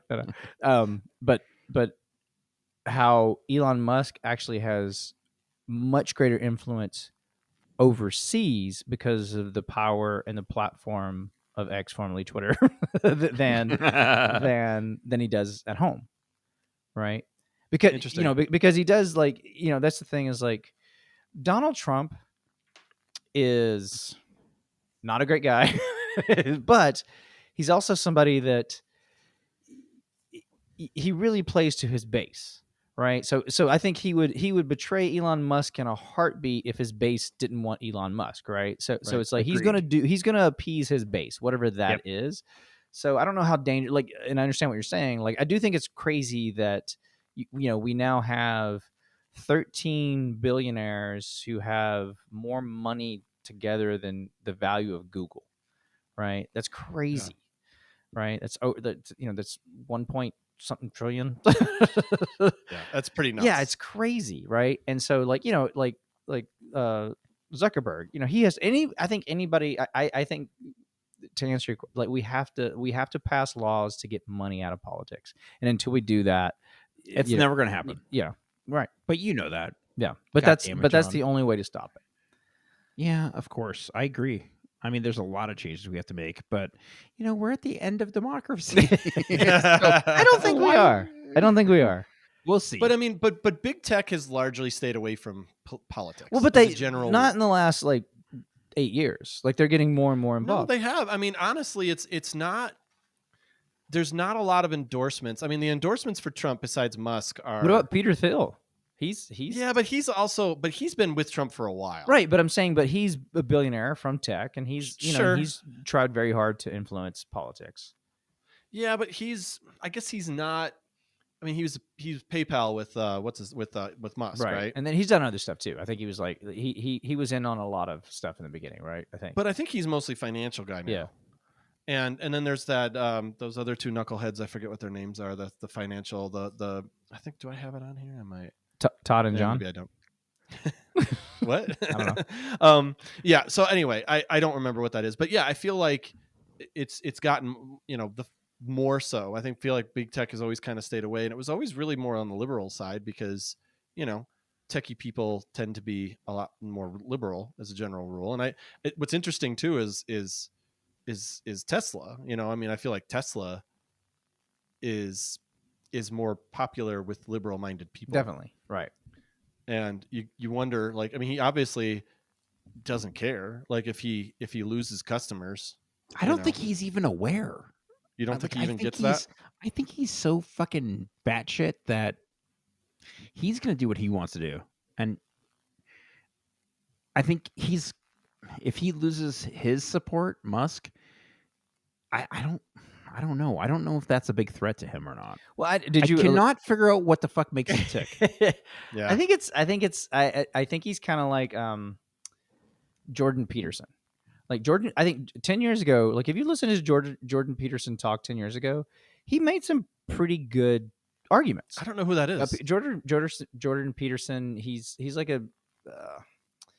He's from Massachusetts. He's from Canada, I think, actually, and he was like he's considered anti-trans. He's considered all these things, but like he's a psychologist or a psychiatrist, and he just had like some like. He had some really good arguments about like when people were talking about like women and men being paid equally, and he was basically like saying that with equality, he's like, do you want to go lay bricks, or do you want basically his whole thing was he was kind of talking about the importance of men in society and how they're getting downplayed, and it wasn't like crazy. Like you may have disagreed with him, but like it was like logical. But now he's gotten to the point where he's been around so long, he just. It's like he thinks he's fucking genius on everything. And I think that's the same thing with Elon Musk and Mark Zuckerberg. It's like you become successful in one thing and you do very good at it, right? And then that success leads you to believe that you know everything. And so they become these like icons, caricatures, and they get these followings. Nonsense. Right. Yeah. But I don't. So I think that's for Elon Musk. I think everything Elon Musk does, he actually does from a place where he truly believes it is the best thing for the world.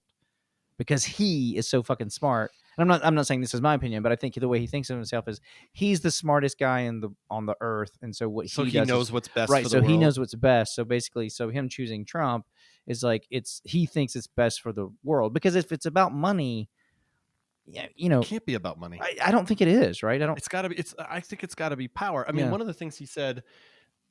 He was talking about the importance of media control and narrative framing, and he said how X, formerly Twitter, could be used to counteract what he described as biased mainstream media. And I'm thinking, there is no more biased, fucked up shit out there than you're going to find on X, formerly known as Twitter.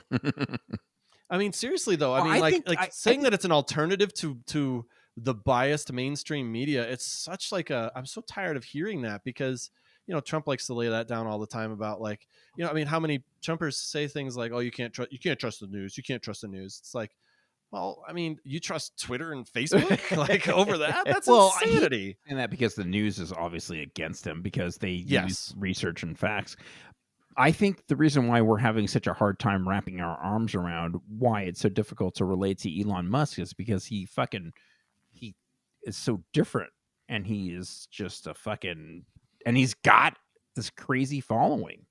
He does. And It's really wild. and Makes he's like, fucking sense. and he's all. But that's the thing too. Is like he's already so his tentacles are already so far into our government, just because of SpaceX and Starlink, SpaceX, yeah, for sure. right? Yeah. Like, but Starlink too, right? Like, Yeah. like literally those two things are not just changing America, but the world, right? He has such a grip on our society and our government that I think that is And is far more also- dangerous than his relationship with Trump. And also X, formerly known as Twitter. Right, Like, right. don't diminish that. That Yeah. is like, Yeah. like it might not be that important. And Solar here. City. And Solar City. I And don't- Speaker City. Well, they And also, he's I an mean, audio Circuit guy. City. Yeah. people talk about, you know, Neuralink and you know the possibilities of that, and I think that's, yeah, sure. Like, I mean, if we can help people walk again, yeah, I mean, this is great stuff, but I don't know. I worry about his power and where it's gotten, and I think him getting in bed with Trump, you know, all faults aside, Musk is not stupid, and he could see, like, there's no way he's going to get Biden or Harris to do his bidding, whatever he wants, but he could get Trump to do it, you know? So I don't know. It scares me. I had more, but I don't feel like talking about it now. Oh, why not? Aww. I changed my mind. We've been talking for like 2 hours. Like, Yeah. we're good. I mean, it's really just overall the motivations scare me of Musk, because I don't think that he has the best interest of the humanity and the world in mind. What you said, John's very interesting. That one thing I didn't think about is that in his mind, he thinks he knows what's best. So the things he's doing, he's saying are good, but they're not, you know. The fact that he's trying to say that Twitter, sorry, X, formerly known as Twitter, is a good source of information, is or a reliable source of information, is that's tough. That's scary to me. You know? Well, I mean, it's agree. no more. I mean, is it, I mean, I guess it's as reliable as Facebook. It's as reliable as, you know, YouTube. And also, like, or I guess it depends on where you look. Is Elon Musk going to be the most dangerous thing in a Trump administration? I mean, get in line. I think he could be high on that list. I mean, if he, depending on what way he wants to go. I mean, I guess my question would be, yeah, what is it that you fear? Like when you say like of all the things he does, like what do you think the threat is? Bedwetting. bedwetting is definitely big on the list. No, I think the AI angle, the fact that he wants to do everything without anyone asking questions, the fact that he doesn't want, you know, like when he talks about government regulation stifling innovation, he just doesn't want to have to answer to anybody. Right. And when you're developing technology like this, you can't just rely on the fact that the people developing it are just good people with our best intentions in mind. But is there government regulation right now on AI? No, but it's well, not in this country. Okay. There is the European Union has regulation. I But think Great Britain has if there's one country that doesn't have regulation, it doesn't have regulation. Yeah, and I guess isn't that his? I think that's his fears, particularly in AI. And I'm not an Elon guy, so I'm not defending him. I'm just No, I know. right. But I think one of his fear. I think one of the fears of a lot of these companies is that basically right now, from what I understand, America's ahead on the technology side of it. Like we are actually ahead on AI than any other country in the world. Where if you start to regulate it, then basically you stifle America, which has the good values, right, quote unquote good values, and then a country like China. Do we though? No, I mean yeah, I think we do. I think we do because we don't do it perfectly, but I think what we want, like the ideal and the dream of this country, is to make a better world, and I don't think China necessarily wants to make a better world, right? I think No. China wants the world to be Chinese. I think Russia wants the world to Do be you Russian. think Elon wants to make a better world? I think he does. I do think that's the intent, you know. But again, I think it gets really hard to separate when you get to a point where you have that much money and that much power, and that's kind of what I was trying to make the point with Jordan Peterson is like I think once it's like you get in this echo chamber of your like, so you have people around you who think you're the greatest, and and so in other words, it's like you start to believe that you can't be wrong and there's no one to check you.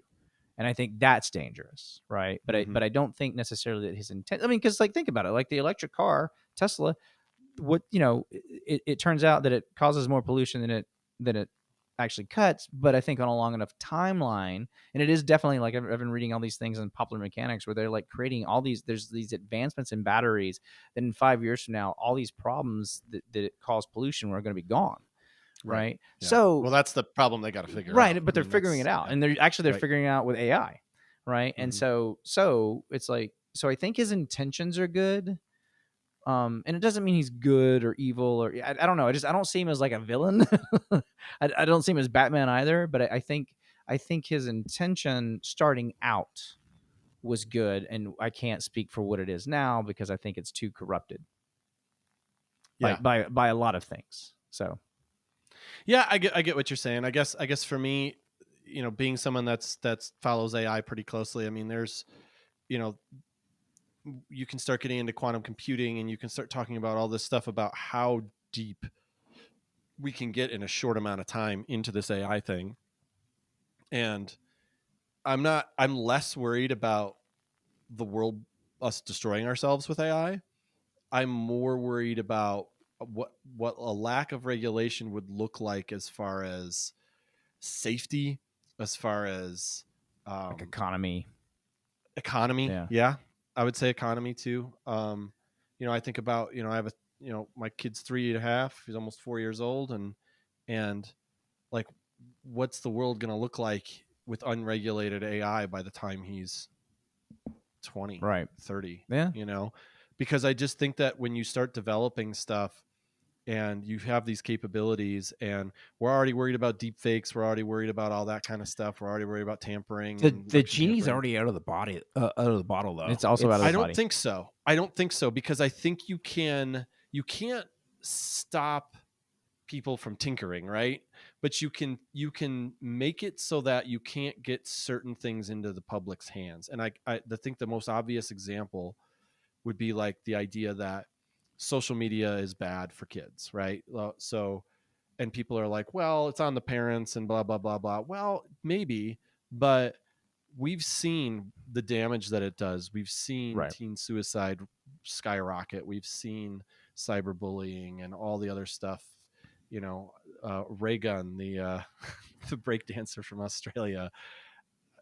Do you guys know what I'm talking about? Yes. Yeah. I don't know if you watched the video. It was pretty awful, but she's getting just skewered, poor woman. Yeah, but I don't think so, because she totally manipulated her way to the fucking top. Yeah, well, now that stuff, yeah, that's true. I'm just talking about, I guess, like before that. Yeah, the fact that she got there, that's a topic for another time. But I think though that, like, we know that social media has a ton of negatives, and it has and regulation has been slow, I think, for social media. And I'm not a big government guy. I'm a liberal, but I'm not a big government guy. But at the same time, I don't trust these people. I don't trust Elon Musk. I don't trust Sam Altman.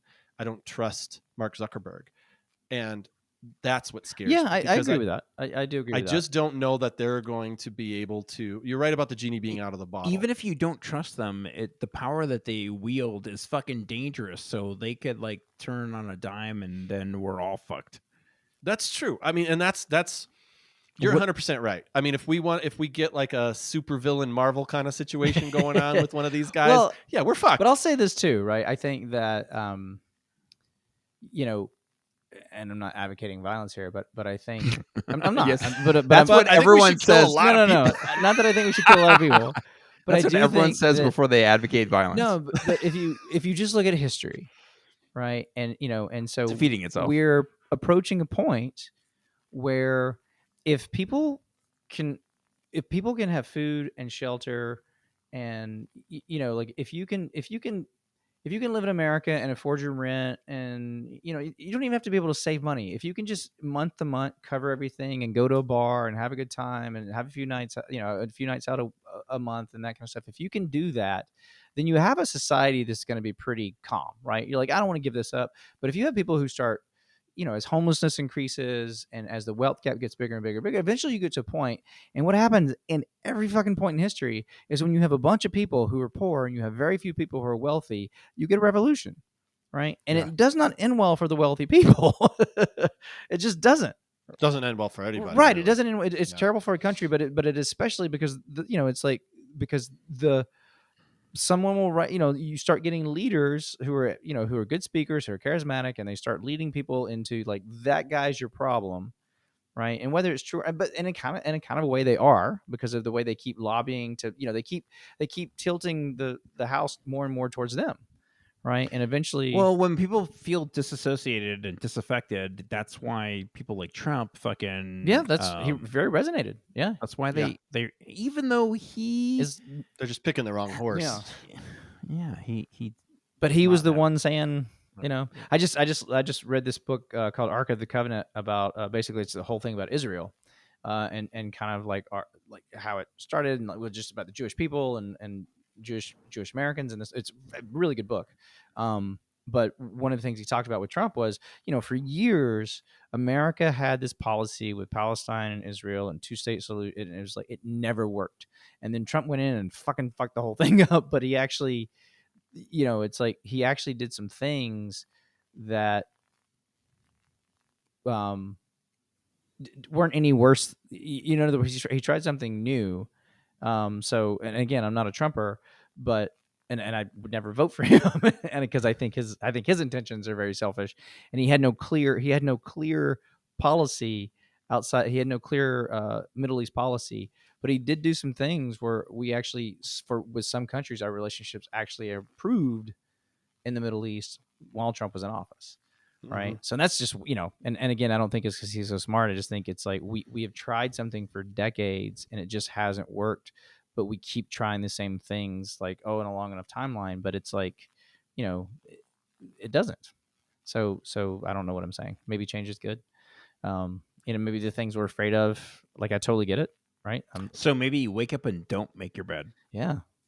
Or what's the fucking point? But also, like, the printing press caused like chaos for hundreds of years, like the disinformation, all this stuff, right? So maybe, for sure. Maybe what we're in right now, it feels like the end of the world, and it feels like it's all this ominous shit. But maybe what we're in is just a period that started about 8 years ago, and maybe in 10 years from now, we'll be looking back on this and like, holy shit, that was crazy, but we got through it. I'm sure we'll get through it. I don't want to sound like an AI doomsday kind of guy, because I'm pro AI. I really am. We've all seen those scientific movies. So I'll just real quick. So that's AI where we're is heading. Anal intruder. Is that? Yes. Is that okay? I am pro anal intruder. But yes. But I worry about there's also a race. There's a race to the top with this shit. Yeah. And that freaks me out too. Everyone's coming out with the latest and greatest models and trying to beat each other, and it's like this pissing match between these big tech guys and all this. And I think that when you have someone who's that involved in this pissing match, as I said, trying to get in bed with a potential president, and in bed in a different way than we've seen. I'm not naive to think that lobbying doesn't happen, and like heavy lobbying and stuff happen. Obviously it does, but I watched this feels worse. I watched an interview with the godfather of AI on Bill Maher, and and I can't remember his name either. And he either said it was 2027 or 2029 is when you're going to have the first AI that is self-aware. Yeah, right. I think that might even That's like I can't remember. I know it's in the next few years. It's like we're so they're not close. far. I know, it's crazy, man. They're not far. I mean, the stuff that they're doing, like I said, with quantum computing, being able to like do these calculations in like ridiculous amounts of time, I just get worried. I get a little worried. I get it. Yeah, I mean, and you should be. I think I'm worried too. And it's the people. It's not the technology. It's the people that worry me. Because I think like you can develop this stuff responsibly. You can do it ethically. You can do it with the best interest of humanity in mind. And I'm just not it only takes one fuck up. Well, also, isn't it? And you know more about this than I do, Kevin. But like, is my understanding, but basically, sometimes with AI will do things and they don't understand how it does it. They don't understand how it comes up with that, gets to that conclusion. They call them hallucinations. Right. Mhm. So that's fucking. I had a terrifying. situation where I used ChatGPT to help me like summarize websites and articles and stuff like that when I'm like trying to research to interview someone for one of the other podcasts I do. I don't know if you guys realize I do other podcasts, but I mean it just made something up one time, and I was interviewing someone, and I was like, and you guys also do this, right? And she's like, no, we don't do that at all. And I mean, it legitimately was in there saying that this company does this. Maybe it lives in the future and they're gonna start doing that. Maybe they started now. Yeah. Maybe they were like, huh, we really should. I mean, because Thanks, with Kevin. quantum Kevin was right. computing, you get quantum entanglement, which we all know can help with time travel. We all That's true. watched Avengers, so That's We all watched Quantum I did Leap. not. you didn't watch Avengers Endgame? I'm not a Marvel guy. One quick side note that I thought was fun about this ridiculous interview, because it lasted a long time, but apparently it started with an awkward and ironic 40-minute delay due to technical issues. Oh yeah, the X. Elon. Oh yeah, I remember hearing about that. Yeah, and I think that same thing happened when he had Ron DeSantis, the Florida governor, on as well. I think that because he interviewed Ron DeSantis to announce his candidate for presidency on his platform, and they had technical problems too. So What's his for what it's platform? worth. X, formerly known as Twitter. Oh, okay. All right. Well, that was a long one. I didn't mean to get heavy. I was hoping it'd be funnier, but doomsday and the end of the world. You is not as fucker. funny as And you John think. and I were already we exhausted our humor funny bones. So- Oh yeah, well yeah, your guys' topics were hilarious, so there was really no need to Thank you. try to be funny anymore. You should have been first though. No, that's a terrible idea. You shouldn't have gone at all. No, you're right. I thought about it. I'm like, oh god, this has been fun. I don't want to bring it down. What a John's dick. dying. I am. Saw that. All right. Well, thank you guys for joining us. We will be back in a month or so with another new episode. And anything to add? I like guys? how our timelines are just fast and loose. A month or so, 5 weeks, 4 weeks, 3 weeks, maybe 9. Who knows? But this is definitely a better way for us. yeah. It's like AI. It doesn't matter.